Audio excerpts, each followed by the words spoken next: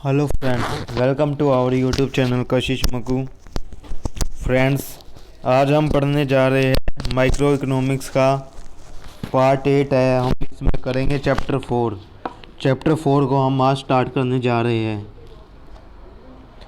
देखो, चैप्टर 4 है theory of demand. पहले बताओ आप, डिमांड क्या होती क्या है? What do you mean by demand?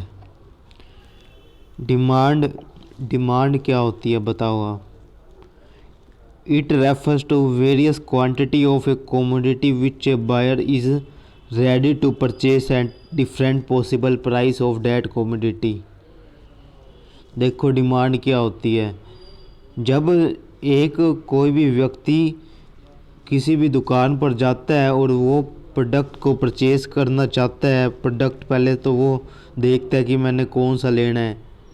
Different product होते हैं, उस वो देखता है पहले मैंने कौन सा प्रोडक्ट लेना है, कौन सा मेरे लिए स्टेबल है, कौन सा नहीं है। उनकी डिफरेंट वैरायटी को देखता है पहले, उसका इवैल्यूएशन करता है और उसके बाद फाइनल डिसीजन लेता है।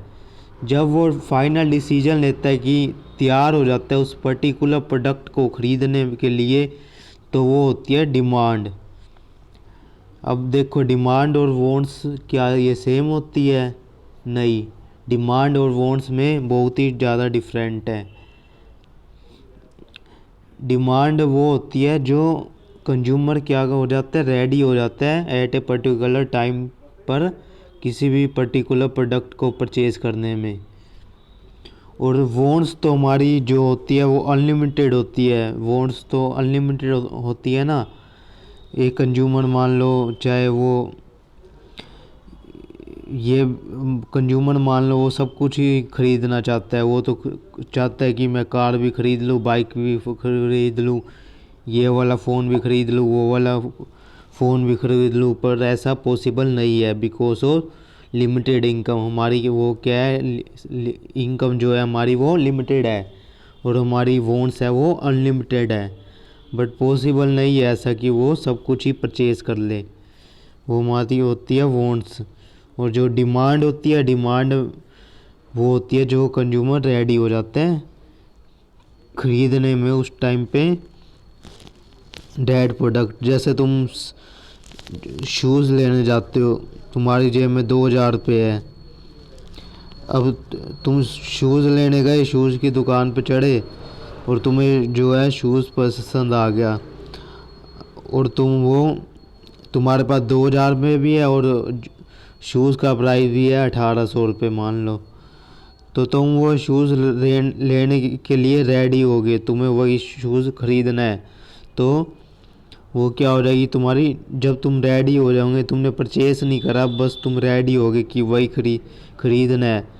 तुम्हारे पास उस शूज़ के जिन्हें तुम्हारे पास इनकम भी है, तुम्हारे पास पैसे भी है और वो है क्या है, तुम्हारे जो प्राइस है उसके अकॉर्डिंग भी है, जो तुम्हारा बजट है उसके अकॉर्डिंग भी वो क्या है, शूज़ का प्राइस है। और अगर वो शूज़ है 2500 रुपये के और तुम्हारे पास है 2000 रुपये, तो वो शूज़ तुम क्या करोगे, नहीं ख़रीद पाओगे। इसलिए वो क्या होगी, वो डिमांड नहीं होगी।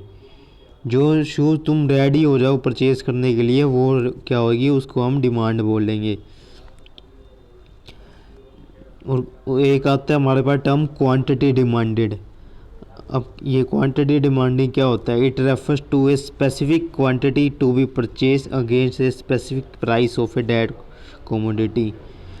अब क्वांटिटी डिमांड में हमारी कितनी क्वांटिटी है, जो कितनी मात्रा में एक कंज्यूमर है वो क्या हो जाता है, रेडी हो जाता है ख़रीदने के लिए, जितना उसका प्राइस है वो होती है हमारी क्वांटिटी डिमांडेड।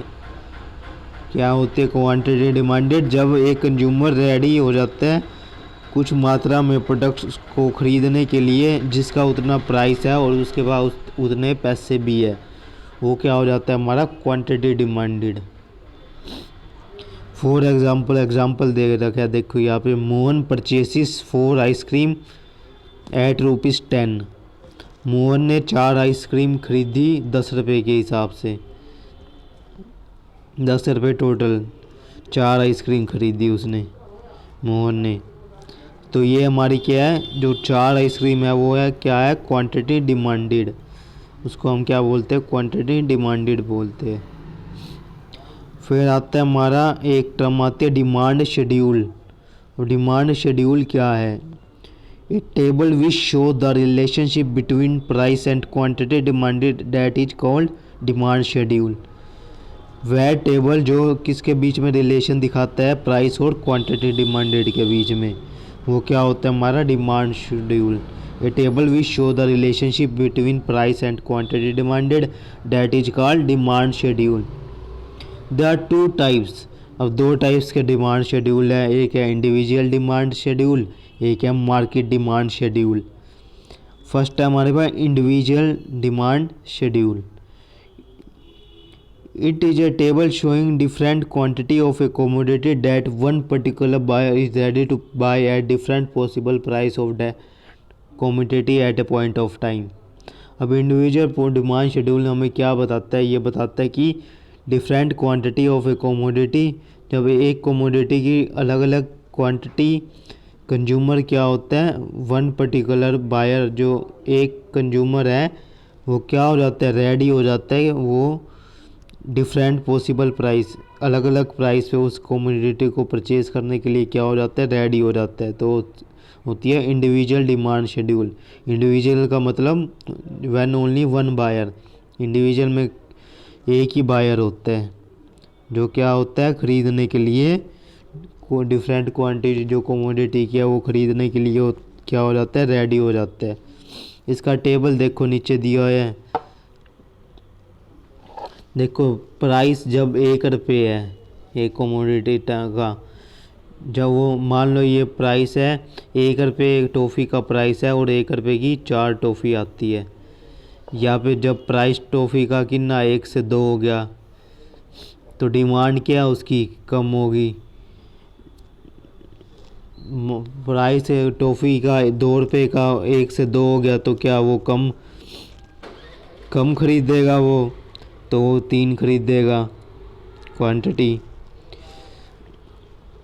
प्राइस जब 2 से 3 हो जाएगा वो क्या होएगा, क्वांटिटी उसकी 3 से 2 एक कम हो जाएगी। और जब उसका प्राइस 4 पे हो गया तो उसकी क्वांटिटी क्या हो जाएगी, 4 पे हो जाएगी, उसकी क्वांटिटी 1 हो जाएगी, 2 से 1। ये हमेशा रिवर्स में चलता है प्राइस और क्वांटिटी। जो प्राइस और क्वांटिटी के बीच में रिलेशनशिप होता है वो क्या होता है, negative relationship. What is relationship between price and quantity, there is inverse relationship between price and quantity.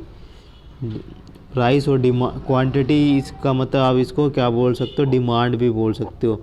Quantity को क्या बोल सकते हो, डिमांड भी बोल सकते हो। So there is a reverse relationship between price and demand. Demand और प्राइस के बीच में क्या होता है, इनवर्स रिलेशनशिप।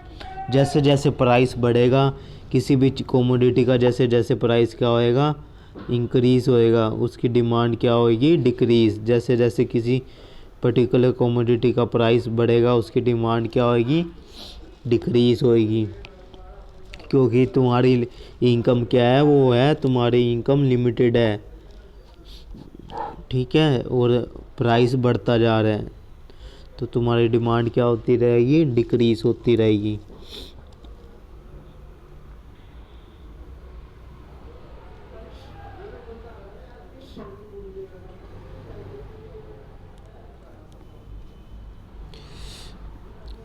अब इंडिविजुअल डिमांड शेड्यूल के बाद आता है, एक सेकंड, इंडिविजुअल डिमांड के बाद आता है मार्केट डिमांड शेड्यूल। यहाँ पे थोड़ा सा आएगा, ये शो नहीं हो रहा आपको शायद, यहाँ पे आएगा मार्केट डिमांड शेड्यूल।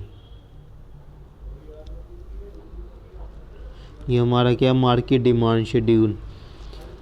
ये मार्केट डिमांड शेड्यूल क्या दिखाता है? Showing different quantities of a commodity that all buyers in market are ready to buy at different possible price of that commodity at a point of time. अब देखो individual जो हमारा ये demand schedule था, इसमें सिर्फ इंडिविजुअल की बात हो रही थी, एक वन पर्टिकुलर बायर की बात हो रही थी।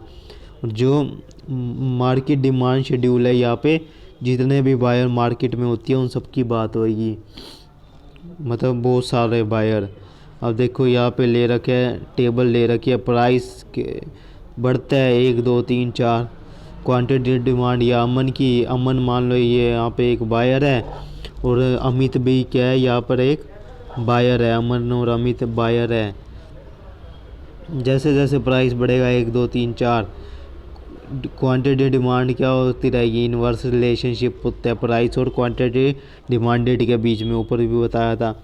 तो क्वांटिटी डिमांड क्या होती रहेगी, उनकी डिक्रीज़ होती रहेगी, या अमित की भी डिक्रीज़ होगी 5 4 3 2, या अमन और अमित की डिमांड क्या होगी, डिक्रीज़ होगी जैसे जैसे प्राइस इंक्रीज़ होया।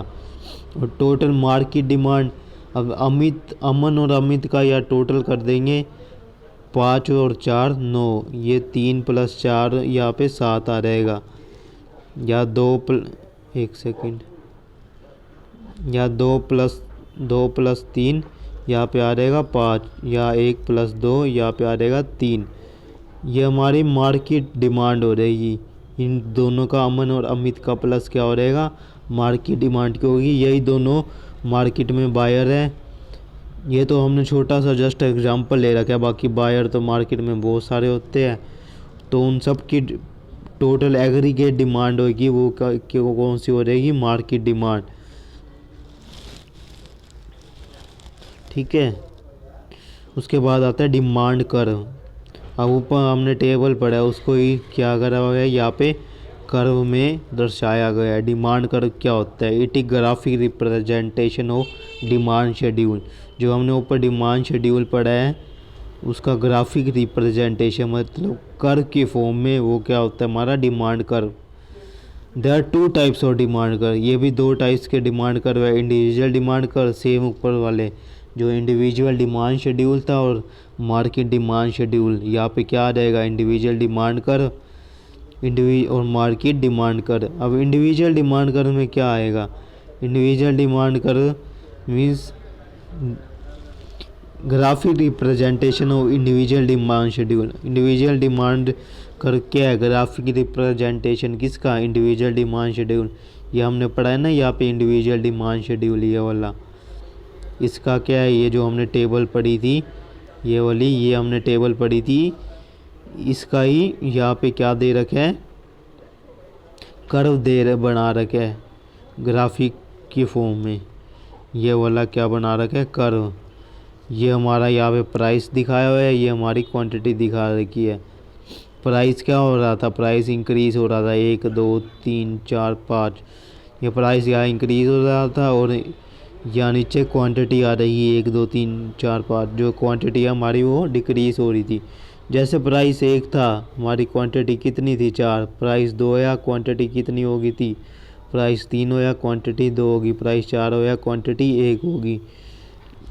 ठीक है, 1 मिनट में आपको यहाँ पे बना के दिखाता हूँ। ये हमारा प्राइस है, देखो 1 2 3 4, ये क्वांटिटी 4 3 2 1, ये हमारा यू बन जाएगा कुछ इस तरीके से।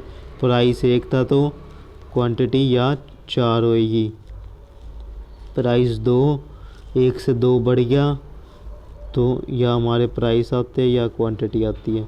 क्वांटिटी क्या होगी, 3 होगी। ये हमारा प्राइस 1 से और बढ़ गया, क्वांटिटी 2 होगी। ये हमारा प्राइस 4 हो गया, क्वांटिटी 1 होगी।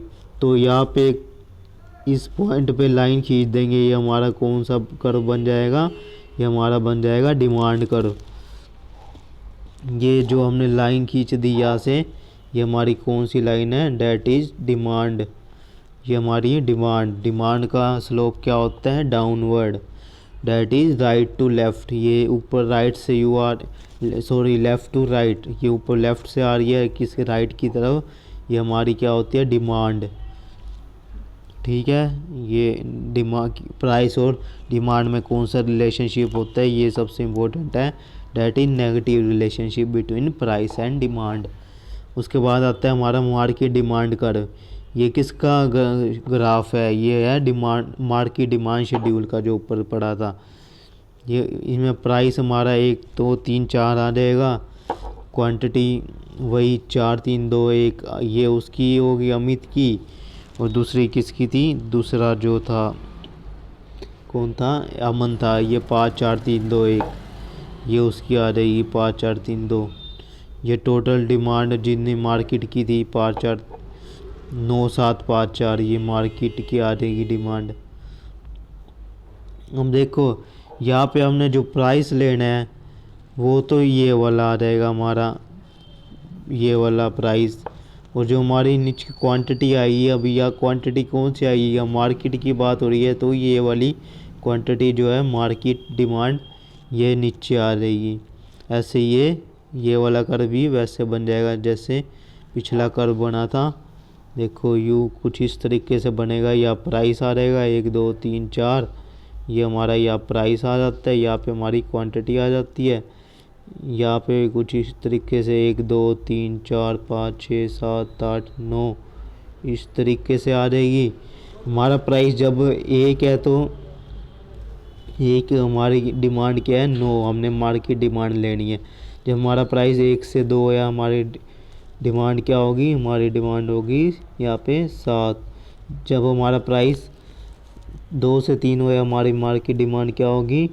हमारी डिमांड होगी 5। जब हमारा प्राइस 3 से 4 हो, हमारी मार्केट डिमांड होगी कितनी? 3। तो इस तरह से यू पॉइंट मिला देंगे, ये हमारा या डी लिख देंगे, ये हमारा बन जाएगा डिमांड कर्व। उसका भी क्या है? नेगेटिव स्लोप है, क्योंकि प्राइस और डिमांड के बीच में कौन सा रिलेशन होता है? Inverse, that is negative. ठीक है, ये हमारा हो गया मार्केट डिमांड शेड्यूल। समझ आ गया? चलिए अब एक अगला कंसेप्ट और पढ़ते हैं। देखो law of demand, most important, her exam में पूछा जाता है। 12th BCom MCom जहाँ मर्जी देख लो। लॉ ऑफ डिमांड क्या होता है? Law of demand, the law of demand state that other things being equal, जो हमारे दूसरे चीज़ें होती है उसको इक्वल रखते हैं हम इसमें।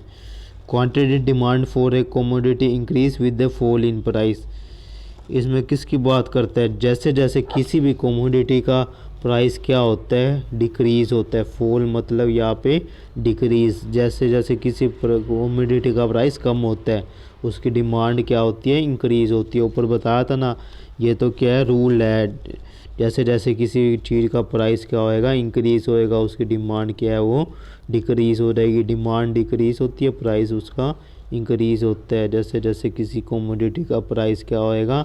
इंक्रीज़ होएगा, उसकी डिमांड क्या हो जाएगी? डिक्रीज़ हो जाएगी। ठीक है, इसके भी प्राइस और डिमांड के बीच में कौन सा रिलेशनशिप होता है?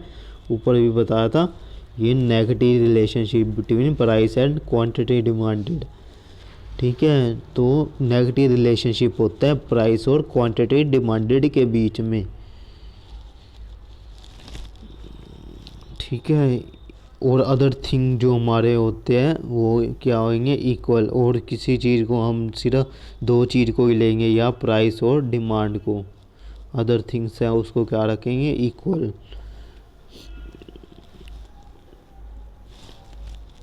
अब we can show with the help of following table. अब लॉ ऑफ डिमांड को हम किसकी?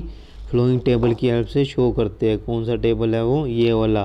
प्राइस 1 2 3 4, क्वांटिटी 4 3 2 1, बिल्कुल सेम जो ऊपर बनाया था हमने इंडिविजुअल डिमांड कर, बिल्कुल वैसे ही क्या बनेगा? सेम बनेगा लॉ ऑफ डिमांड। क्या है? इसके बीच में भी नेगेटिव रिलेशनशिप है। हमारा प्राइस क्या है इसमें? जब 1 है, क्वांटिटी 4 है, या 2, प्राइस 1 से 2 है, या क्वांटिटी डिमांडेड है वो डिक्रीज़ होगी, 3 होगी।